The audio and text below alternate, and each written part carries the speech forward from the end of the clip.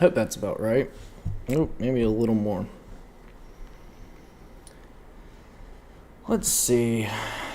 Is this stuff working yet?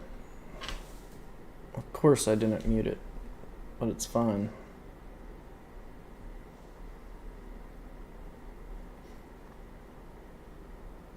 We've got quite a few different things to cover today. Well, first of all, I hope everybody's having a good Monday, starting your week off right.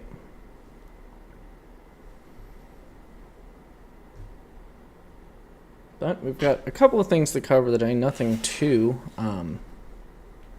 pressing currently. They could develop into something though, so figured everybody might as well be warned, be prepared. Make sure you guys are dropping a like on the show, subscribing, following, whichever one is the platform you choose. If you want to go on different platforms and do it, be my guest. I would much appreciate it. But let's just, let's hop right into it. I'll try and make today's pretty quick. Won't go into too much depth on anything, I don't think. Because there's, lots of rumblings, not much movement, I guess you could call it. But today is Monday, May 11th, 2026. This is episode number 107 of Addressing the Issues. We'll start off with today is the last day to prosecute Dr. Fauci, the legendary doctor, for lying under oath to Congress. The statute of limitations, as I said, I believe on Thursday's episode, expires tomorrow, meaning today's the last day. The last day they get justice for COVID is today. Will it occur? Time is winding down. There are 7 hours left. Do we think it's going to happen? My guess is probably not at this point. I think it probably should have been done months ago. Probably should have followed along the day one things that the Trump administration did, but it didn't happen. I sincerely thought President Trump claimed that the auto-pin pardons were invalid. But it seems that we're not willing to test this theory, at least the Department of Justice isn't. This is the opportunity to test it, is on Dr. Fauci. It being the last day, you might as well test it. If it gets struck down in court, so be it. But he needs to be tried for not only lying to Congress, but his crimes against humanity that took place before. A continuance of the crime, lying to Congress. It needs to be done today. There's less than 7 hours left now. And I am losing hope. I am losing hope that justice will be served in this instance. I can check, but I haven't seen anything today. Haven't heard anything today. I wonder how many posts there are about Fauci today.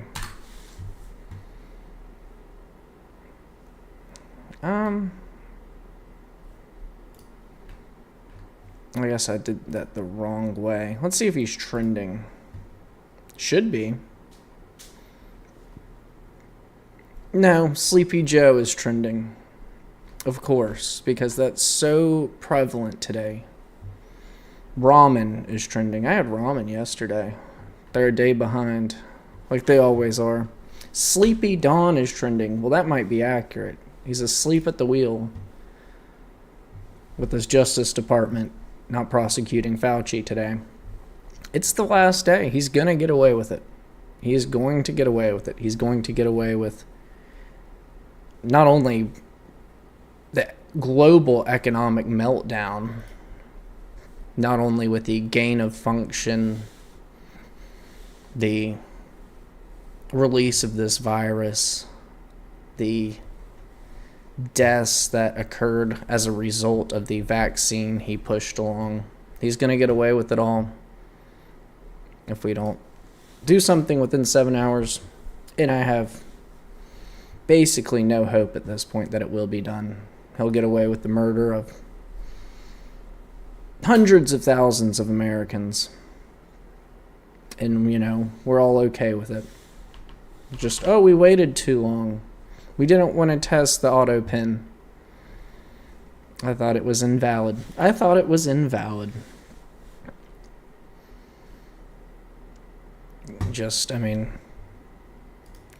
You get the same things over and over again in this country. Nothing ever changes. It's like the uniparty people have, people say, it's just a uniparty. Two wings of the same bird. Well, it's showing credibility today, that's for sure. Yeah. I don't know who needs to hear this. It's the last day. Todd Blanche, if you can hear me, please do something. Get justice for the American people. Not only the American people, the people of the world. I'm no globalist, but my goodness, he ruined a lot of lives. Killed a lot of people. Around the world. Not just with this, but other things as well. I'm not even going to get into all of that. But, in the name of justice, please do something. I don't know. This whole place may just be a lost cause at this point. I'm not even sure.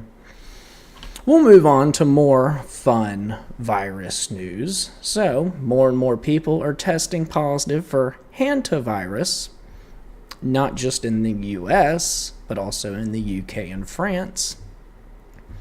We have 18 Americans who have been transported to a specialized quarantine facility after one tested positive.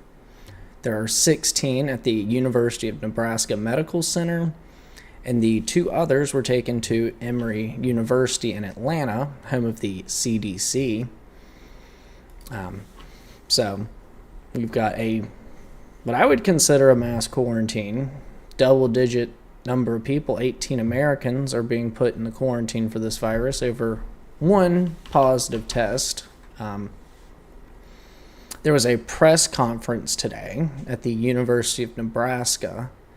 John Knox, the Principal Deputy Assistant Secretary at the Department of Health and Human Services, claims that this is a coordinated whole-of-government effort, this quarantine of 18 Americans. Where have we heard something very similar before? Everybody remembers it. Does the whole of society approach ring a bell for anyone? Anybody remember that? This is a whole of society approach to dealing with COVID. It's the same damn thing. It's reworded a little differently, a little more authoritarian this time. This time society, you the people, aren't involved. It's just the government going to take care of it. You've heard the words, I'm from the government and I'm here to help. Right before your rights get stripped away. Right before they take your kid from you. Say, I'm from the government and I'm here to help. This is a whole of government effort. We're going to lock you down. We're going to put you in a quarantine. In a specialized quarantine facility for 8 weeks. Apparently it's 40 days that these quarantines are happening. We're going to put you in a specialized quarantine facility for 40 days because this is a whole of government effort. Little more authoritarian this time. Don't fall for it. This is just madness, mayhem, stripping your rights, as it always ends up. At the end of all this, somehow we will be paying more in taxes and having less rights, just like everything these days. It happens over and over again. And I don't know how we allow this to continue. But yeah, Hantavirus apparently is spreading. I don't know if this is going to be the big one Fauci warned us about. Fauci that should be in prison, but it doesn't look stellar. it doesn't look stellar at all, especially given we're not the only country. There are numerous beyond the United Kingdom, beyond France, beyond the United States of America that have had to put people into quarantine over this. And I wonder, I mean, is it too late given the 8-week incubation period? How many other people have been contacted that also would need to go in for 8 weeks in their own whole of government approach? I mean, how many people do you, on average, come into contact with over 8 weeks? I mean, I would guess the average person is well over 100, probably thousands. I mean, it's got to be thousands over 8 weeks. I mean, unless you live in a small rural town with a population of like 28, you probably, I mean, even so, you had to drive into a different town to go to Walmart. I mean, how many people are incubating this right now? And the people that are punished are the 18 Americans in their specialized quarantine facility for this whole of government approach. Are all the governments in on it? Does every government have a whole of government approach? Is there like a government beyond the governments? Is there a one world government? This is a one world whole of government approach. More than likely. It's like we dropped off, what was it? The World Health Organization dropped out of that. And we're still controlled by them. Go figure. Go figure. It looks good in the press. And then when something happens, we just follow their lead again. We're cattle to be herded. I hope you're enjoying. I hope you enjoy your life as a herded cattle. I sure do. I sure do. We'll move on. I'm no virologist, but I did live through COVID, and I think most of us did. If you're watching the show, you probably did. Unless you were A, on a different planet. You are the extraterrestrial coming to, take over the world, or B, you were born since 2022, in which case, like, dude, go have fun, do something else. If the show isn't for you, maybe send it to your parents, but beyond that, like, go play t-ball or something. There's something better for you to do. We'll move on. There were a number of interesting military developments that happened over this weekend. So yesterday, I guess that from Saturday till Sunday, was one of the largest military airlifts since the days leading up to Operation Epic Fury, which took place over Europe into the Middle East. So once again, lots of military craft are moving between the Middle East and Europe and North America.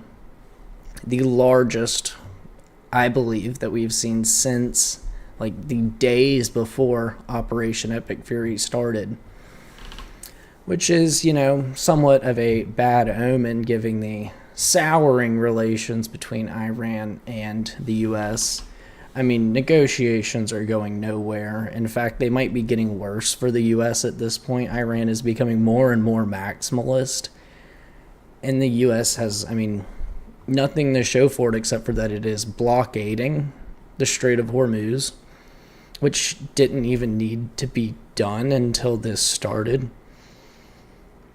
So it looks like we're losing the ground here. And that's not a good look when you are fighting by all accounts, a third world military. I mean, the best craft they have are the Shahed drones. We have B-2 stealth bombers. We can fly around the world. They can't shoot a rocket more than 1,000, 2,000 miles. 2,000 if it's stripped down and has no explosive inside of it. And we are somehow not able to do this. In fact, we are being defeated on the front of free trade because of the closure of the Strait of Hormuz. I mean, it doesn't look great right now. It doesn't. Then there's another development that we saw, some people saw. It's on X, it's on the internet. Delta Force and the 160th Special Operations Aviation Regiment, also known as the Night Stalkers, the same Night Stalkers, the same Delta Force teams that were sent into Venezuela to capture Maduro, were seen training in downtown Kansas City over the weekend. Now, if you think back, these two groups were training together in Fort Campbell, Kentucky, at a mock-up of the compound believed to be where Maduro was residing in the days leading up to Operation Absolute Resolve in Venezuela. Now, what are they training for? This is up in the air. Obviously, a building in Kansas City probably isn't going to have the exact same layout as one in an adversarial nation. But the timing of this training is rather uncanny to me, especially with President Trump set to visit China this week. If you think back to Operation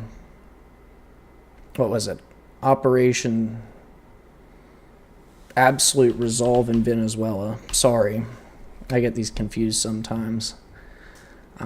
If you think back to Operation Absolute Resolve in Venezuela,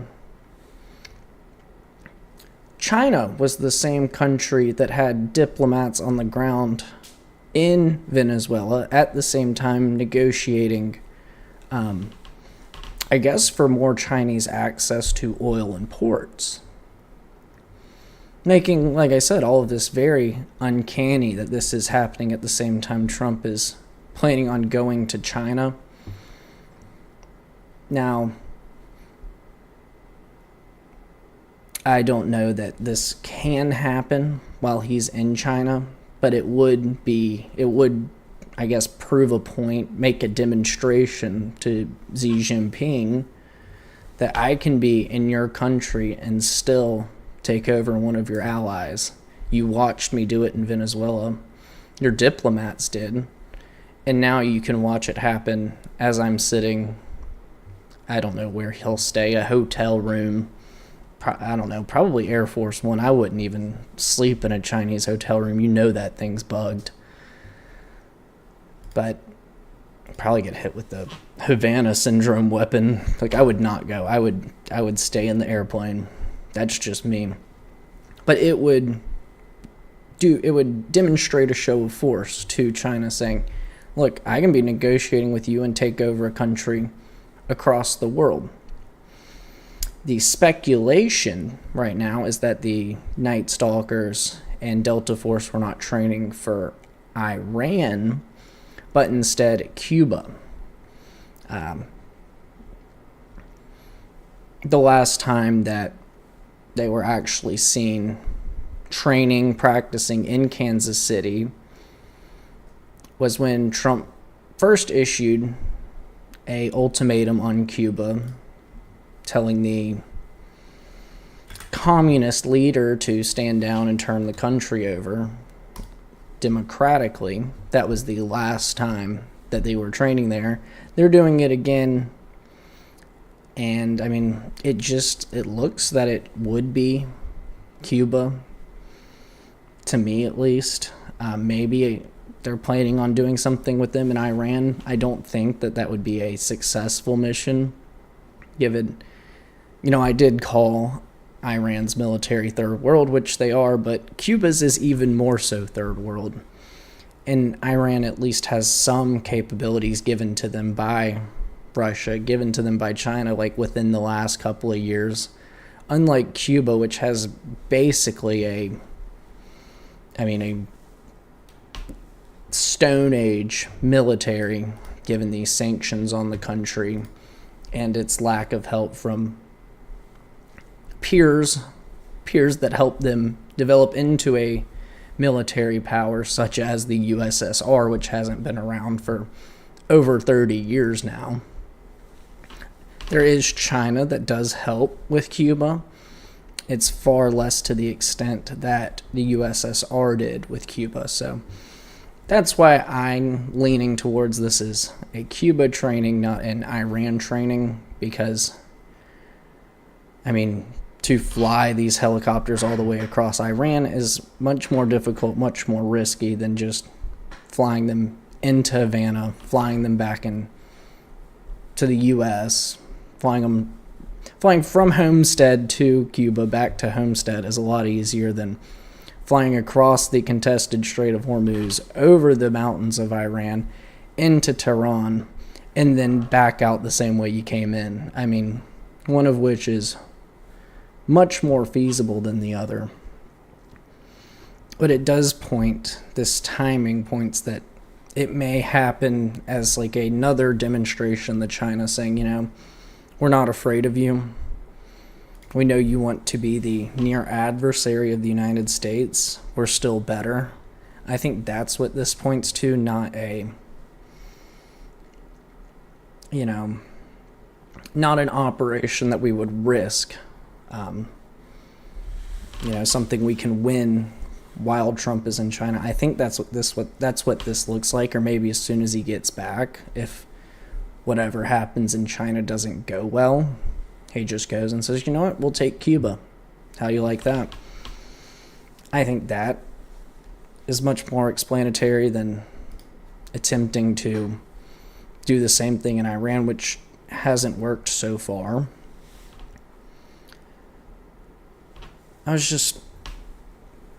A fleeting thought came across my mind and I just forgot it instantly. Oh, yeah. I think that probably a large amount of this discussion with China, I was going to get into this a different day whenever he left and went there, but I think a large amount of what these discussions are going to be about will be focused around not just the tariffs, the trade, but Iran. Most people know that Iran is the major energy supplier for both China and the rest of Asia. They are actually hurting, quite like the American consumer is with energy, energy cost, energy supply. They're probably hurting a bit worse, actually, like consumer to consumer. But, the government has their way in China. That's just the way the Communist Party rolls. But I think a lot of this will be focused on not just trade, but with Iran, and I think that's what the negotiations will center around. I think China wants the U.S. to stop, obviously, because their energy supplies are dwindling. I think the U.S. kind of wants to stop because this is really unfavorable in the public opinion. Iran probably actually, I don't even know if they want this to stop. I think they're, just jihading. They're having fun. That's just my opinion on Iran, though. My understanding of Islam, which is very rudimentary. Don't read too much into it myself, because I think it's a little out there. But, I think negotiations will be on tariffs. Well, I guess tariffs don't even matter anymore. Trade, full licensing of trade. And this Iran war, and probably the U.S. will meet China somewhere in the middle, and hopefully we can get a peace deal out of this. I guess China-administered peace deal, which probably won't turn out well for us, but none of this is turning out well for us in the first place. Now,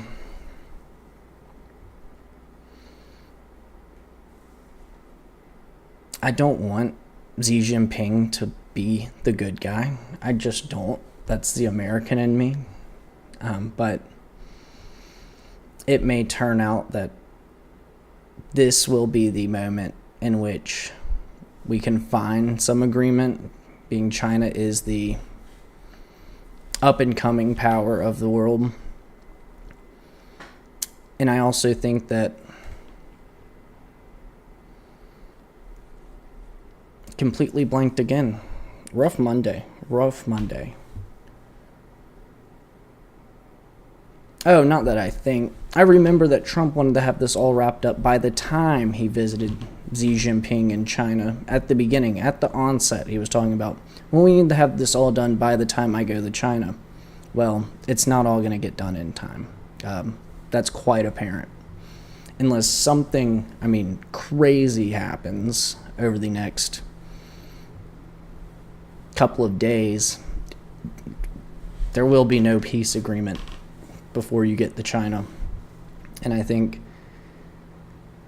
you can use that in a way to get possibly more favor on the future trade deals between the U.S. and China, saying we will continue to stall your energy supply unless you provide concessions. And I just think that's how this China trip's going to go. I think that will be the focus. It will be trade and allowing China to resume energy imports from Iran.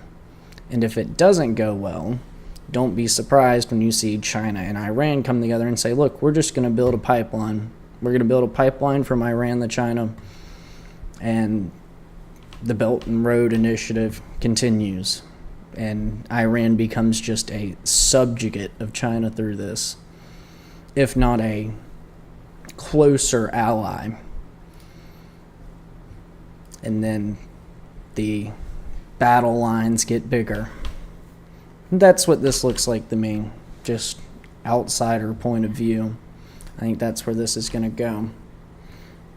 There's also another interesting, I guess, not necessarily development, but Iran's Navy on Saturday delivered a statement saying, warning, any aggression against Iran's oil tankers and commercial vehicles will be met with a heavy attack against one of the American centers in the region and enemy ships, which I think further proves my point that Iran they're just enjoying this. They like their moment in the sun.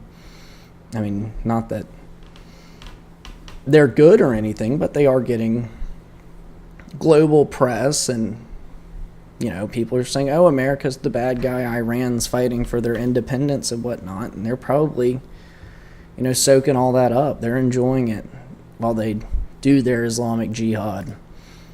And they just want to make this hurt. That's the only goal of this. They can't win per se, but they can make it hurt so bad that the U.S. says, you know what, we give up. And then that is a win for them. That is their win. It could cost any amount of people, any amount of martyrs, any amount of jihad, whatever you want to call it. That is a win for them. It could be 3/4 of their country, but if the U.S. says, you know what, we're done, that is a win. And that is the scariest proposition for somebody to go to war against, somebody that is willing to lose everything. But as long as you yourself become too tiresome and decide, this is too much, we're putting too much into this, the sunken cost fallacy, when you wait too long to acknowledge that, and they consider it a win, you don't want to fight a war against anybody like that. Not even Iraq and Afghanistan were this crazy of people. And maybe that's what they want to put on for the public, is that they are, just deranged jihadists. But I think we all know that in some sense the IRGC really is. And there is no cost too great to them to inflict costs that make the U.S. hurt. Which is, like I said, the scariest prospect for somebody to go to war against. We'll move on. That is the military updates from the weekend. I guess the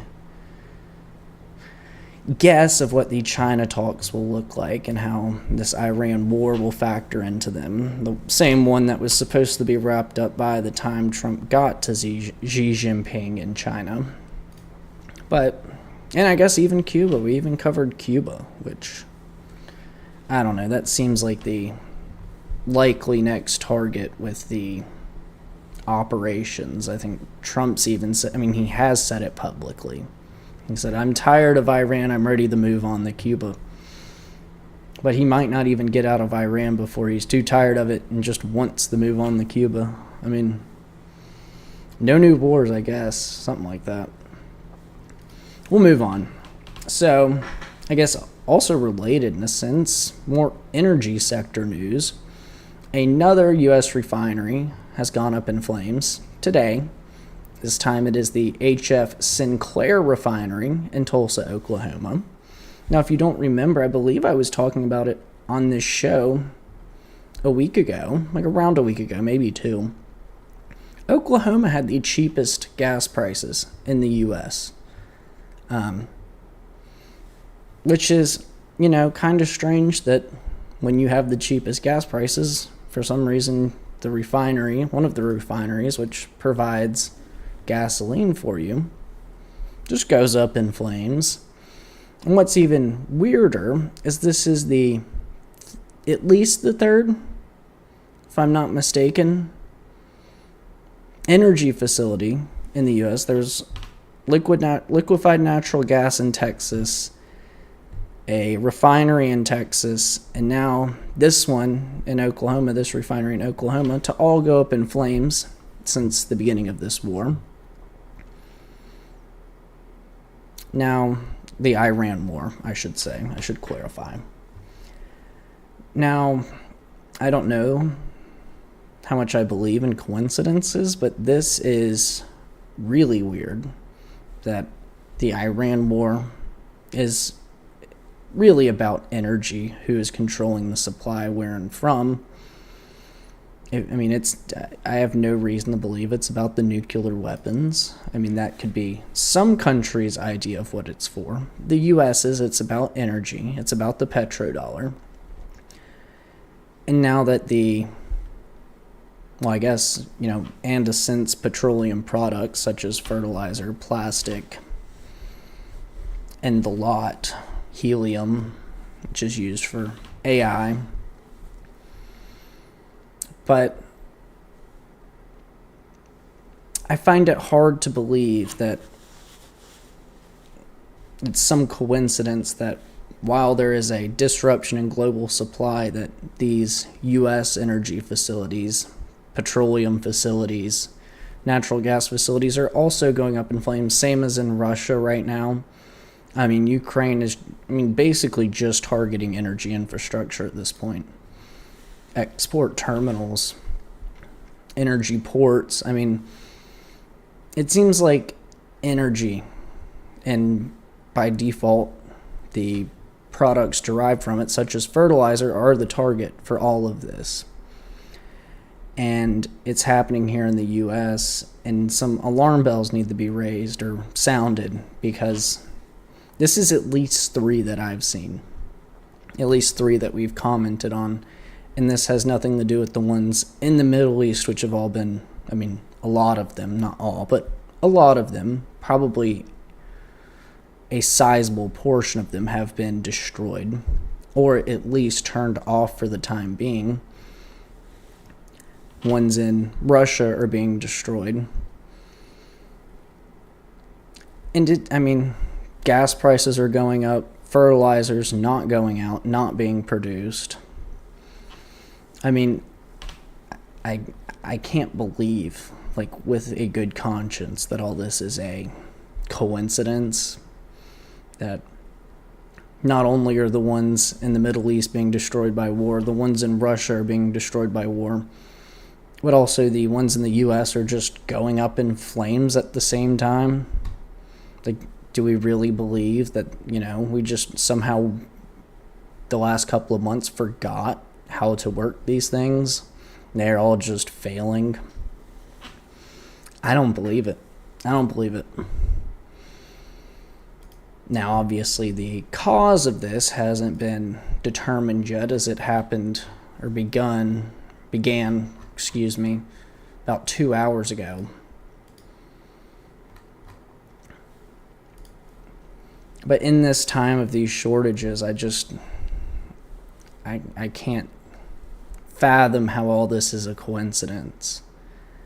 That there's an energy shortage, and then a fertilizer shortage, and then plastic is going up in cost, gas is going up in cost, and then, I mean, even including the drought which is happening, not just here, but lots of places around the world.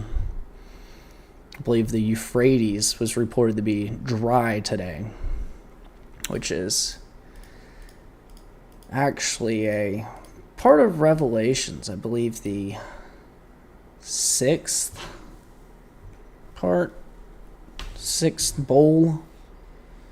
is about the Euphrates River drying up and the crescent of civilization.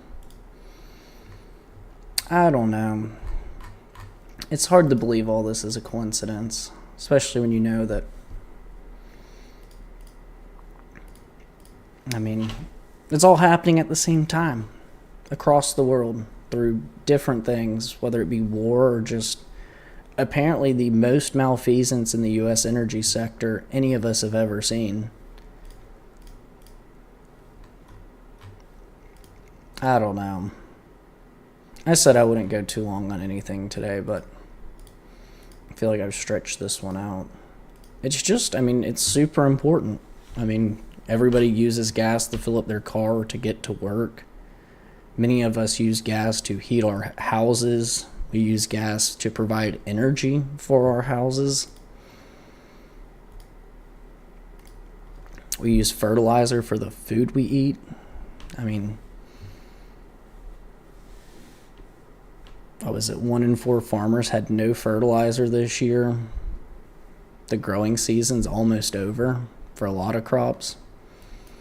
I mean, it looks fishy to me. And now a virus has come out of nowhere. Thanks, Dr. Fauci.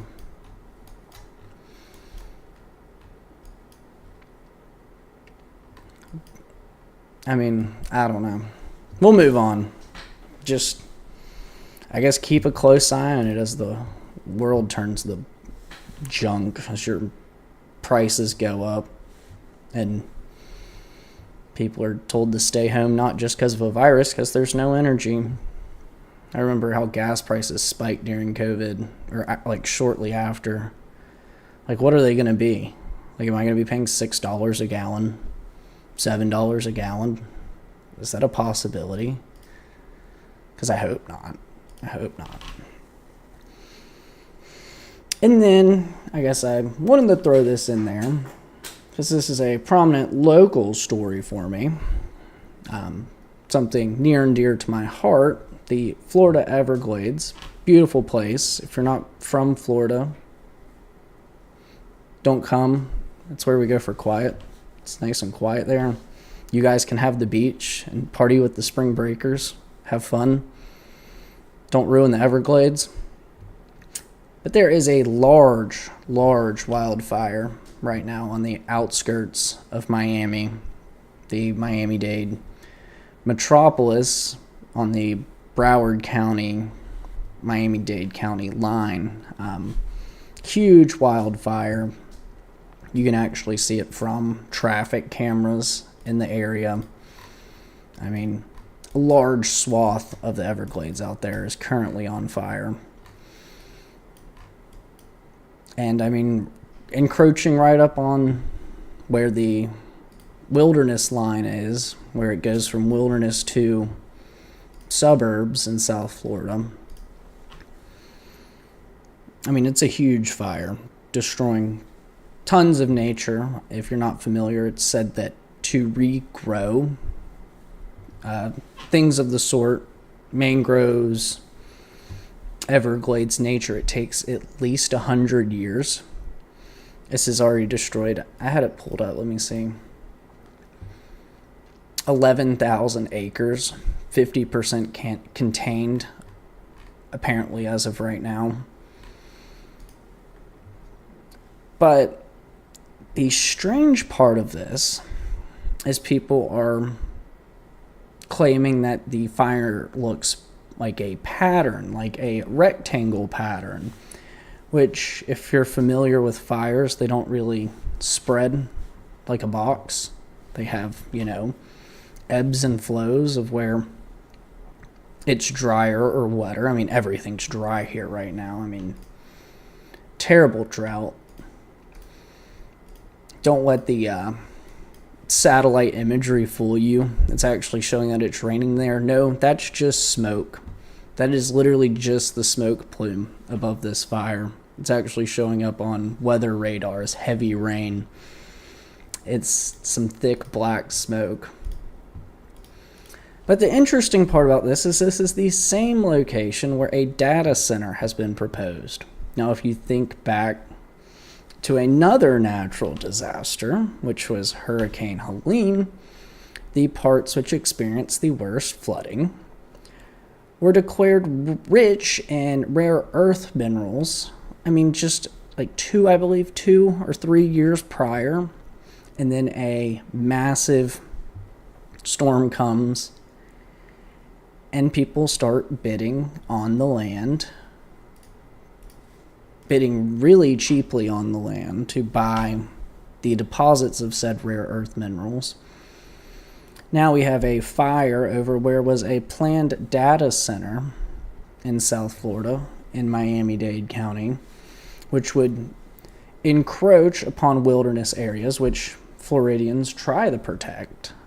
We try our hardest, show up the town hall meetings all the time to stop data center development because nobody wants it. We don't want to drain the aquifer beneath us and cause sinkholes and end up in a pit. That's just common sense. But if you look at this as, well, it can't grow back in 100 years, so what are we going to use it for in the time being? You think that data center isn't going to the commissioners aren't just going to say, oh, it'll be perfect for a data center. It's dead anyway, and we can't wait that long for it to grow back. We can put a data center and then some families surrounding it and let them go deaf from the noise and let it soak up all the water from the aquifer. That's where this looks like it's going. I mean, I don't know how prevalent this is. I guess it's nationally prevalent because this is a pattern that continues. Capitalizing on disasters by mega corporations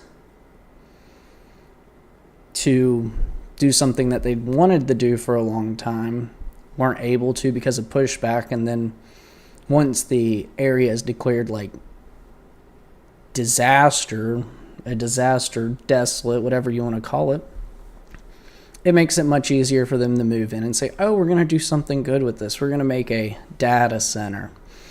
We're going to turn this into a strip mine. I mean, it's a pattern, and if you don't notice it, it's going to be too late before it envelops your community as well. But I would keep an eye out on this, whether you are a Floridian or not, just to see how this progresses. If, the fire is resolved and they go, well, we can't do anything with this land for 100 years now. It's not going to grow back in 100 years, and we want to push the city out further. Think of this as a model that can come to your neighborhood, because think about the Pacific Palisades. It's a model that's came to their neighborhood. It's coming here to South Florida next. It's attempted to happen in Western North Carolina. Don't think your neighborhood is immune to a natural disaster and then a mega corporation coming in, because you're not. They have a lot more power than you. And I don't even know that the amalgamation of all the citizens under a united cause, a united goal, can even do anything about it. I truly don't. I don't think if every single person in Miami-Dade County showed up to a commissioner's meeting and said, we don't want this data center, that it won't go in right there. Just because of the money that is being paid off to these corrupt corrupt officials in our government. It's happened time and time again. This just looks like what is publicly going to be the third iteration. I'm not a fortune teller. It's just a pattern. It's easy to see once you've seen it happen enough. Just the replacement of American citizens with data centers, with the materials to go in the data centers. You're replaceable. We'll move on. Keep your eye out for that, because it could soon come to a community near you like it did me. It looks like it's happening right now. Looks like it's happening right now. And you got to call it out if you want anything done about it. It's a terrible fire. I mean, huge. I've seen people already that needed to be evacuated from it. It's like a young family with a young child, probably 1 year old, had to get evacuated by an airboat because of this 11,000 acre fire. I mean, literally, if you look up on a local radar, like on an app or whatever, it shows like it's heavy rain where this fire is. It's not rain. That is black smoke that is setting the radar off to think like it is a torrential downpour. That's how thick and dense this smoke is, and the height of it as well. I don't know. Capitalizing on a dry season. We'll move on. I guess our new favorite Monday segment is what did 60 Minutes say over the weekend? Because every single Monday, or Sunday, I guess, there's a new 60 Minutes banger. This time, they have on the Prime Minister of Israel, Benjamin Netanyahu, everybody's favorite individual, in this interview, he claimed that social media has fueled the decline of support for Israel because there's too much freedom for people to say whatever they want. It's like we have a First Amendment here. A lot of countries, not all of them, probably not even a majority, allow you to say what you want. I mean, but I think it's really hilarious that he goes, we've got to get rid of social media because it's letting people say whatever they want. We got to censor it. We got to make sure people can't say whatever they want because it might be true. Like, that would be terrible if they were speaking the truth over social media and it results in a decline in my support. And then just the cherry on top of this from the clips I've seen, he's telling Americans that your war isn't over. Our war, my war, is not over because we haven't got the uranium. We haven't got the uranium out of Iran, so it's not over for you yet. You've got to go in there. I don't, like, if it's this big of a deal for you, you have the IDF. You have people from all over the world, including the U.S., that join the IDF. Send them over there to get it. Don't send me. I ain't going. I don't care that much about their uranium because it's not going to impact my life. It may yours, not mine.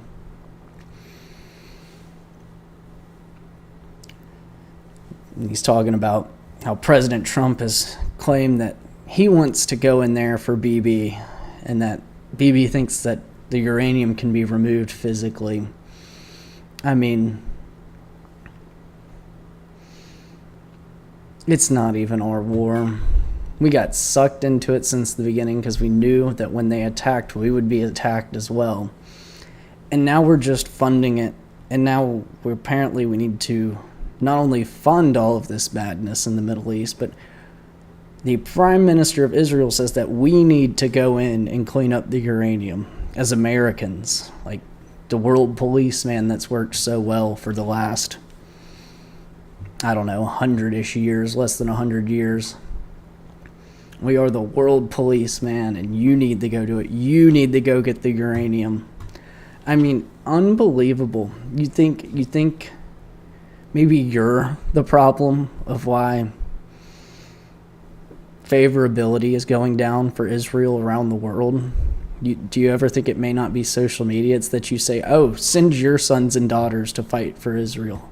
Maybe that's the problem. Did that ever cross your mind? That maybe it's not social media, it's policy, and the policy is really, really bad. And the messaging is really, really bad. Do you ever think it's that? Did it ever cross your mind? Because it doesn't, it seems like he cannot look at himself and say, look, I may be the problem. Like, I don't know if that's hard for him. Obviously it is. I think there's probably some psychological condition, personality disorder there in which you can't look at yourself and say, I'm the problem here. But no, the problem is not social media. It is your attempt to force a narrative which is visibly not true, not feasible. And then messaging other people and saying, well, you've got to do it. You've got to take up for me. That's your duty. That's your job. My job is to not go get any uranium from Iran. My job is to prosper, make sure America is prosperous. That is our job here as Americans. It's not to be the uranium policeman of the world in Iran. That's not our job. If you think it is somebody's job, you need to do it yourself. You don't need to force anybody else, tell anybody else to do it. That's the problem.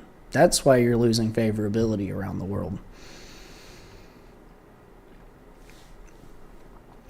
I couldn't believe that segment, and I can't believe we allow him to continue to come on our televisions, and speak to us in that manner as Americans.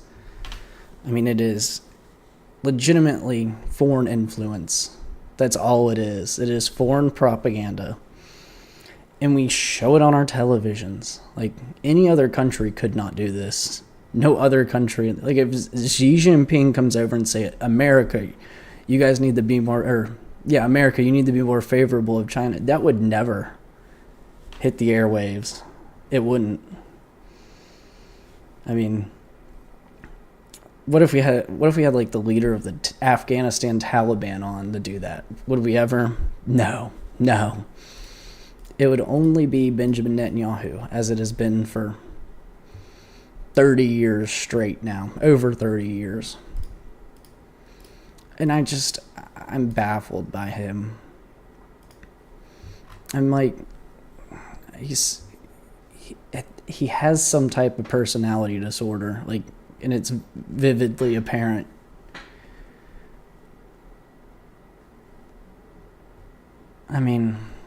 I don't know. Shout out 60 Minutes for always making Mondays interesting. And shout out BB for telling me I need to go be the world policeman. I appreciate it. I can't with that guy. I can't. It says, oh, you're the reason social media is why we're losing favorability. Dude, you have Hezbollah soldiers on there tweeting all day, every day. It's like, are they not doing their job? Maybe you need to turn over the reins to a new leader of your propaganda department, because they're not doing well.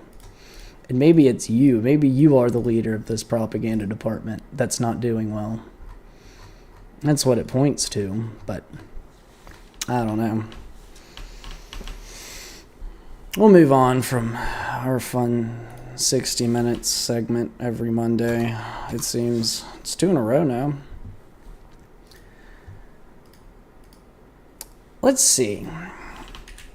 I wanted to check, because if I wait till tomorrow, it may be too late for many of us. I need to find a responsible AI to do some quick research for us.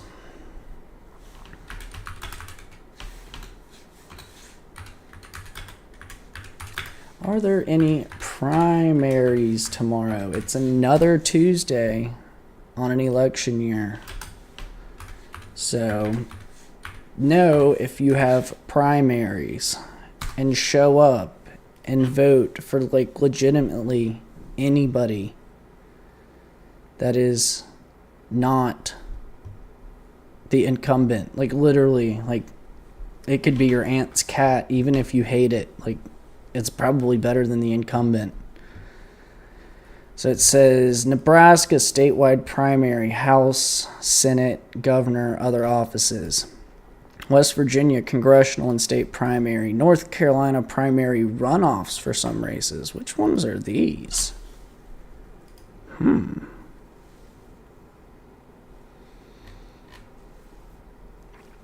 North Carolina primary runoffs. Let's look up that. North Carolina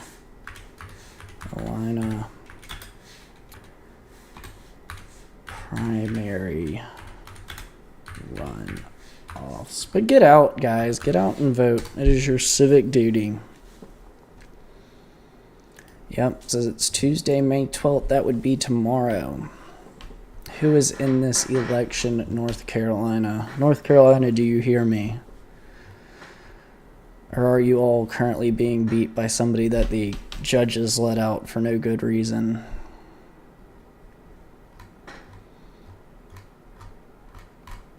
Oh, goodness, there's a lot. Senator. Whew. Is that the only guy running? Oh, wait. Is Tom Tillis the only one running for senator? That can't be real. I don't even know. This website's not helping me out. Here we go. Maybe Ballotopedia's got me.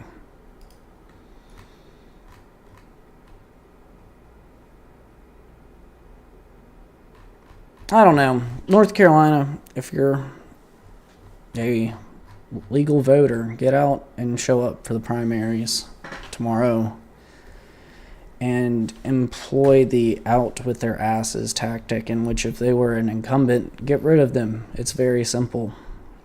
If you are in Nebraska, do the same thing tomorrow. If you are in West Virginia, do the same thing tomorrow. It's not hard, but the people who are there currently are not serving us. Just remove them in the primary and get somebody new in, so you don't have to worry about flipping your district, your state blue. Just show up in the primary. Really easy. You know, you just click the box that doesn't say incumbent or one of the other ones. Probably don't split votes, pick somebody with like good ideas, but the incumbents are not serving us. They aren't. Tell them bye. Say the private sector has a job for you in this excellent market in which you've given to us through your policy. Allow them to have as much fun as you do in the private sector. Let them explore the ever-expanding job market which they have provided for us. I believe all of the incumbents will enjoy that going into 2027. It will be fun for them, as much fun as it is for you. So, yeah. Out with their asses. Send them to the private sector. Let them enjoy the wonders of the current economy they've given us outside of their bubble in DC. It's only right. They should have as much fun as you do.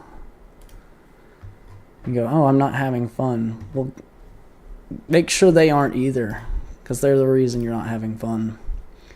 Let's see, is there anything else I've missed today before we move on to the good news?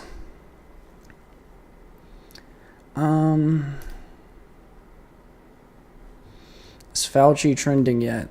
No, because he'll never be arrested.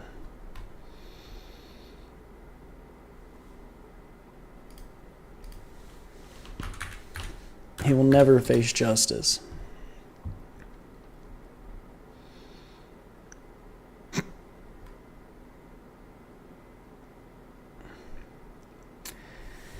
Yep, he is probably not going to end up going to prison for his crimes against Americans, crimes against humanity. But we're going to move on to the good news. If you guys enjoyed this episode, make sure you're liking on Rumble and YouTube, subscribing on YouTube, following on Kick, following on Rumble.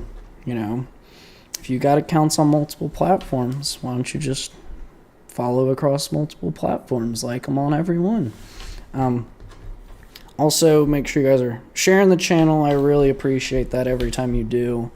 Always brings in new faces. Most importantly, I appreciate you guys that stick around every day until the end, helping me, promote the channel and the algorithm. Hopefully we'll hit the front page soon, and I don't have to ask for this every single time. But until then, I'm going to have to ask. But, maybe we hit the front page one day, and it's smooth sailing from there. But we've got to work until we get there, which I try to every single day. I guess there is going to be a caveat to that soon. I'll get into that at the end, though. So today, we are looking at Acts chapter 4, verse 23.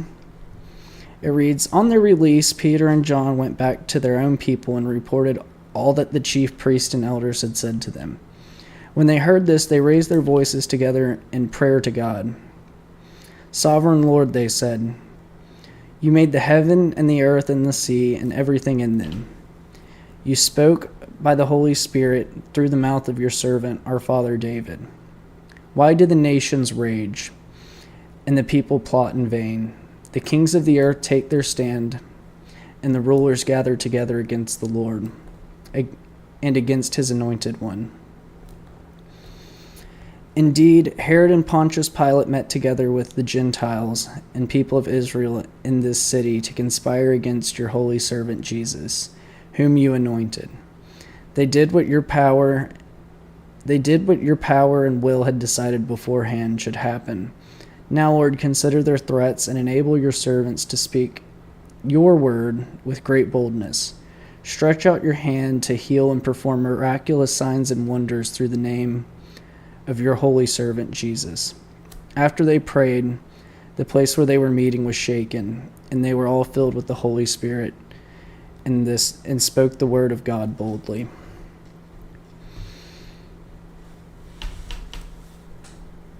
Now, I was looking at this, and I thought,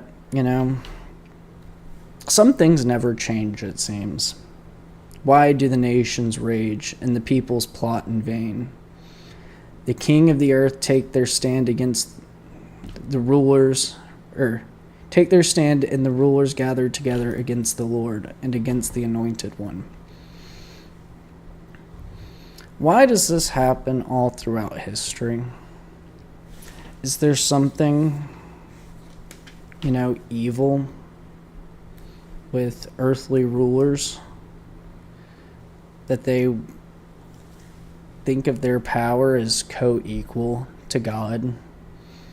Is there, like I say, some type of personality disorder issue? Once you get in the power, you believe, you are, a power on par with God. It seems that this is the case across all of history. And it leads nations away from the Lord and Savior Jesus Christ. I think that's so interesting that even Herod and Pontius Pilate did this. It happened since the beginning, and it still happens today. Is there a way for people to put people in the power which are God-fearing? Is it a possibility even? Or are we so lost ourselves that we are willing to empower those who have lost God or shun him entirely? And I guess this is the reason I always say,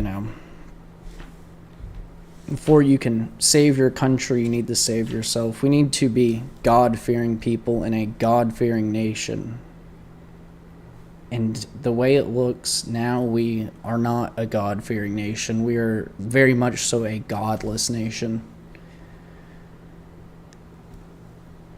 And I think the only way that would be possible to once again have a God-fearing nation, possibly the first God-fearing nation since the Old Testament is to devote our lives to Christ, devote our lives to Christianity, devote our lives to the virtues of this book, to Jesus Christ, to the Lord himself, listening to the Holy Spirit. This seems to be the only possible way that we could have a godly country and a godly leader, because until then you have no idea the way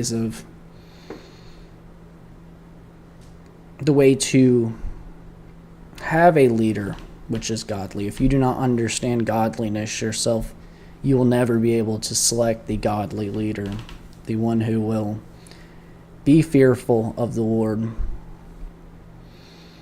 Because if you have no understanding yourself, how can you then develop an understanding of someone else in that same, personality type? Or different personalities, belief structure, is the right term. We need to, as a nation, get back to the Holy Word. It's the only way that we will stop having these leaders that lead us into sin as a nation. It's a tale as old as time. And until we can save ourselves, accept Jesus Christ into our lives, and then preach that to our country, and then as a country accept Jesus, we will forever be lost. We will forever be led by Pontius Pilates and Herods. And that's the truth. We need to get back to this individually first, and then as a society, once we have understanding individually. It's the only way we're going to get our way out of this. It's the only way out. And even if it doesn't work, it's still the only way out. Even if you don't save America from its godlessness, you at least save yourself in the afterlife, in the forever that's been promised to us. I don't know. We need God-fearing leaders here. We don't need Pontius Pilates and King Herods. We need somebody that fears God, that knows right from wrong, good from bad, good from evil, that understands that we are a godless nation. And maybe that's just something that doesn't come along with leaders. Maybe that leaders have a tendency to, once be in power, use that like the devil would, to be taken over by the devil in a sense. But we've got to get back. We've got to get back to being a God-fearing nation, a Christian nation. It's the only way. It's the only way we're going to have leaders who make the right decisions and be able to pick the right leaders to make these decisions. And we're inching our way back, it seems, in my perception. But we are still so far away. I think we'll end it there. Turn to Christ individually. Share it with your community, and this nation can follow. That's the best message I have for you. Yourself first, and then help others along the way, and eventually we can hopefully save our godless nation. Godless.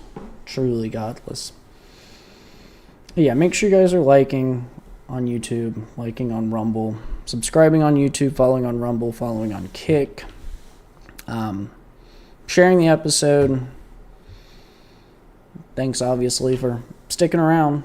Tom Tillis quit retiring. Okay, I think I remember reading that somewhere. Then who's running in that? Does anybody know? NC Senate primary.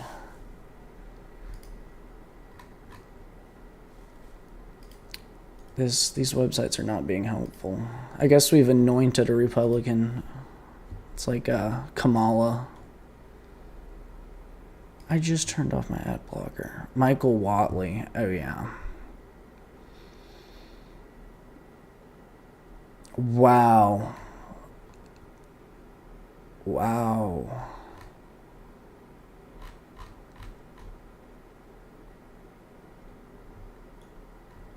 That is a list of people right there.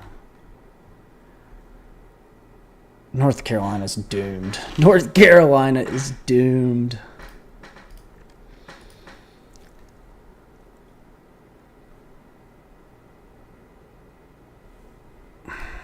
Yeah, get out to your primaries tomorrow. Just pick somebody other than the incumbent. That's the only answer. Just anybody else. There's more than one, obviously, use good reasoning, but aside, if there's just the incumbent and a challenger, the answer is clear at this point. The answer is so clear. It's like anything but what we currently have. Anything.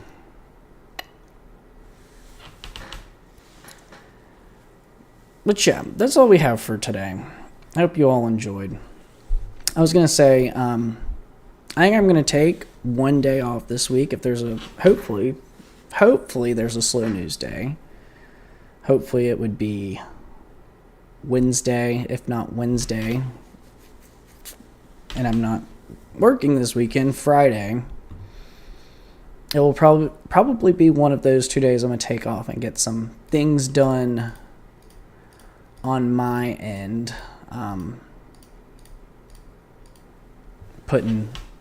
Editing videos together, stuff I don't have time to do on a regular day of a show. But it'll either be Wednesday this week or Friday. I'm going to take the day off and lock in, get a whole bunch of editing done, hopefully. Hopefully. Because I meant to do it this weekend, but I was just like so exhausted. So much has been going on my end. And it was just like, we're just going to have to pick a day out and just do all this editing. Because it's, I believe, over 30 hours of stuff that I need to go through. And it's just like, I can't even do that in one day. But I'm going to try. Just turn it on ×2 speed. Get it knocked out in 15 hours. That's what one of these days is going to consist of. So, yeah. I just wanted to give y'all a heads up. I don't know whether it'll be Wednesday or Friday. I'll let you know the day before, obviously. But it's stuff that needs to be done. So yeah. That's all we have for today. Hope you all enjoyed. Arrest Fauci? Probably not. Hantavirus is coming to a city near you. Maybe. Hopefully not. Iran, China, Cuba. Lots of fun. And natural disasters are being capitalized on by mega corporations to ruin your community. Hope you all enjoyed. To my people on the East Coast, I hope you get home safe. To my people further west, I hope you finish up the workday strong and get home safe as well. I'll talk to you guys soon.